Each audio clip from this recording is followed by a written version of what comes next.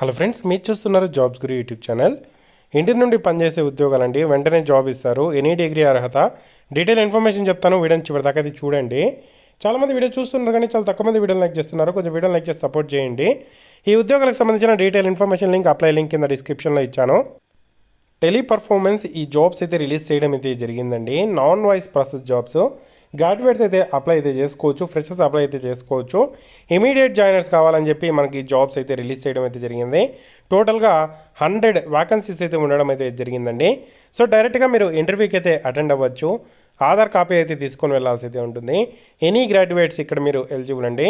మీ దగ్గర ఖచ్చితంగా పీసీ కానీ సిఎంఎం కానీ, అంటే మార్క్స్ మెమో కానీ, ప్రొఫెషనల్ సర్టిఫికేట్ కానీ డిగ్రీకి సంబంధించి ఉండాలి. గుడ్ కమ్యూనికేషన్ స్కిల్స్ అయితే కావాల్సి అయితే ఉంటుంది. మనకు శాలరీ 2 lakh per annum అని చెప్పి మెన్షన్ చేశారు. వర్క్ ఫ్రమ్ ఆఫీస్ అన్నారు. మనకు ఇంటి దగ్గర నుండి వర్క్ చేసే అవకాశం కూడా ఇస్తారు.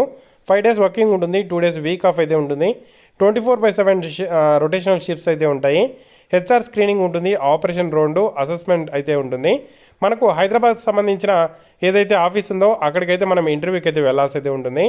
సో మనకు 2nd floor legend platinum jubilee enclave, hitech city, Kondapur, Hyderabad, Telangana.